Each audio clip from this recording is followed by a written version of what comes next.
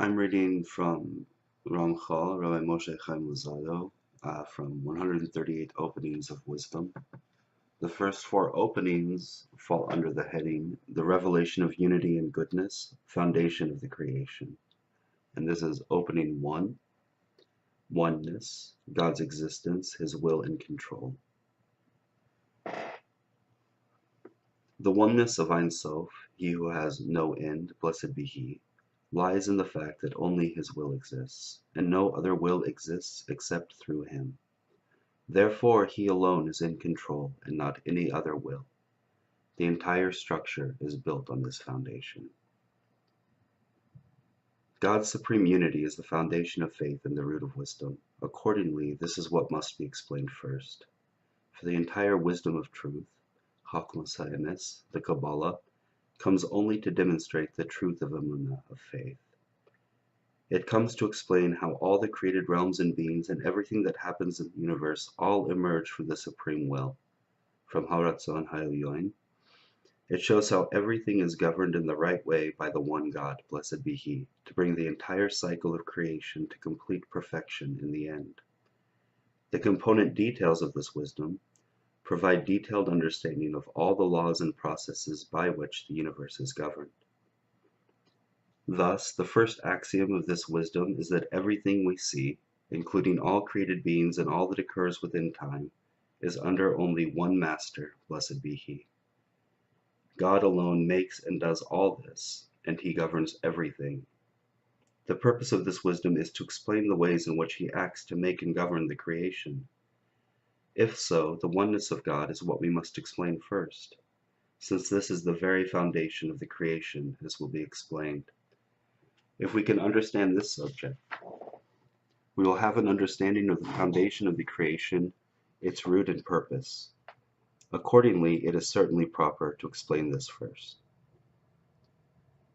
The opening proposition consists of two parts, Part 1 and Part 2. Part 1, the oneness of Ein Sof. This introduces the subject of the supreme unity of God. Part 2, the entire structure.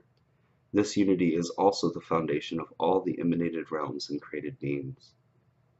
Part 1, the oneness of Ein Sof.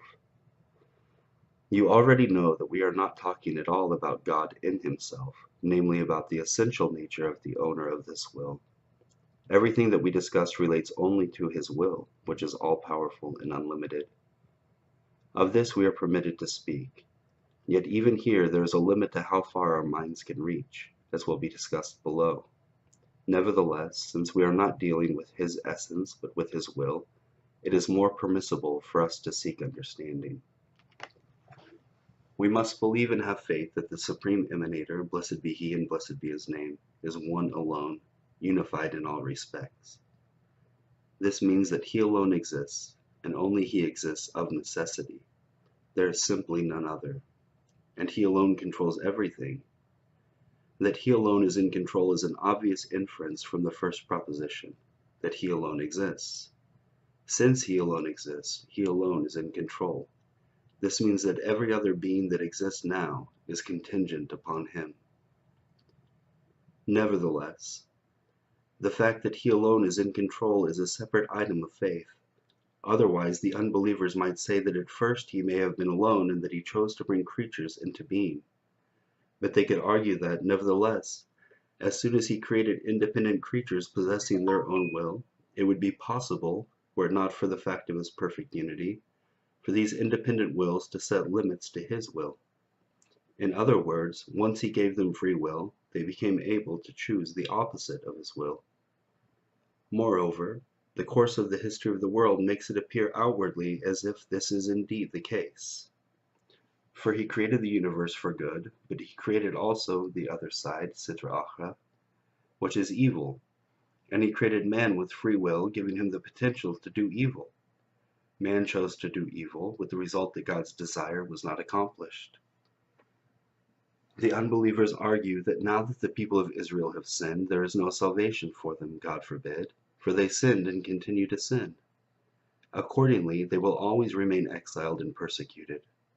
For where could their salvation come from? Indeed, it says explicitly in Isaiah 3:8, For Jerusalem is ruined, and Judah has fallen because their tongues and their doings are against God, to provoke the eyes of his glory. It also says in Deuteronomy 32:18, "You forgot or weakened the rock that gave birth to you." Accordingly, we need to know that not only does God alone exist, but also that God alone is in control. This is what is meant by the oneness of his will, that nothing in the world could ever negate his will, for he alone is in control. Everything we see that appears to be contrary to his will exists only because he allows it in accordance with his deep plan, which will continue unfolding until he brings everything to complete perfection. At present, God leaves man with freedom of choice for as long as he wills. But in the end, whether through repentance or by means of punishment, everything will return to complete perfection. This is called the oneness of Ein Sof, blessed be he. We are talking about the oneness of his will, but not about Ein Sof in his intrinsic essence. Thus, only his will, the will of the emanator, the unified Ein Sof, blessed be his name, exists. Because only God exists of necessity. In other words, just as we must believe in the oneness of God's existence, that God alone exists of necessity, so we must believe in the oneness of his power and will.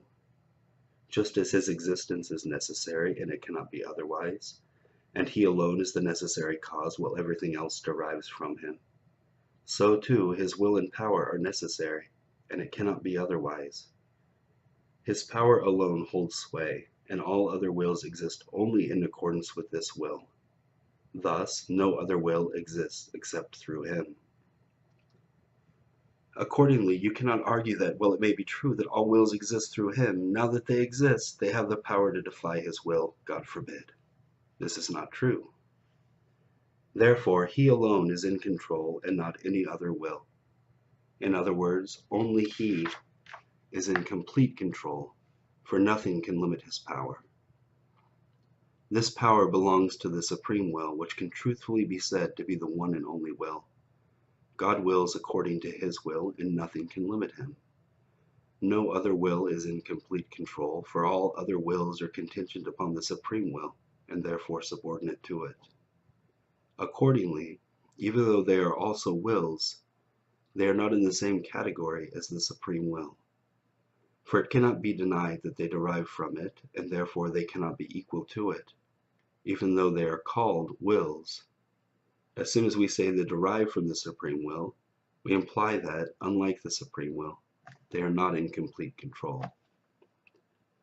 Thus, when we say that there is one emanator, blessed be his name, who is oneness and unity in all respects, we must immediately understand that his power is also all one.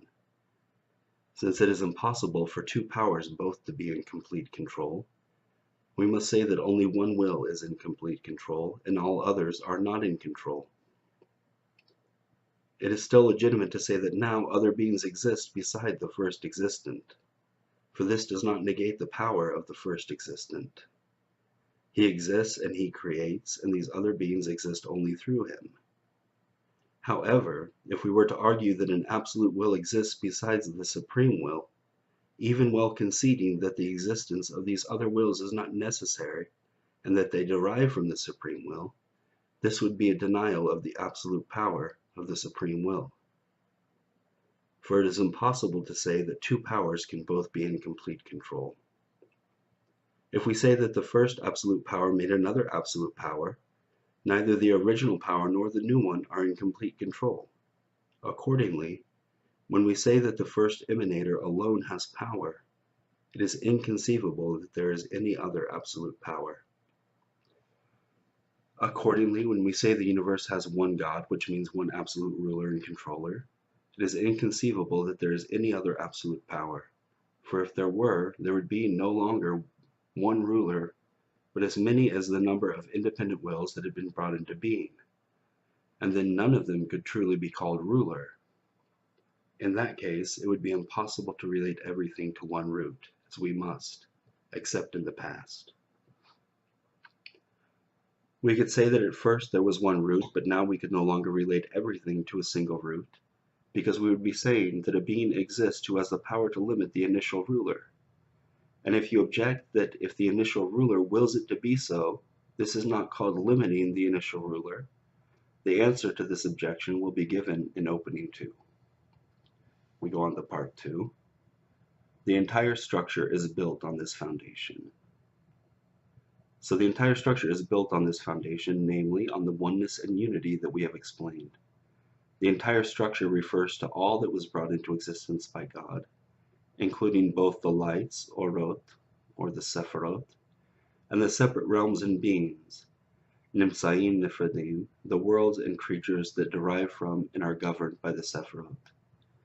This entire structure is founded on unity, in the sense that it is a single complete entity that manifests the truth of this oneness and unity in the parts of the structure itself.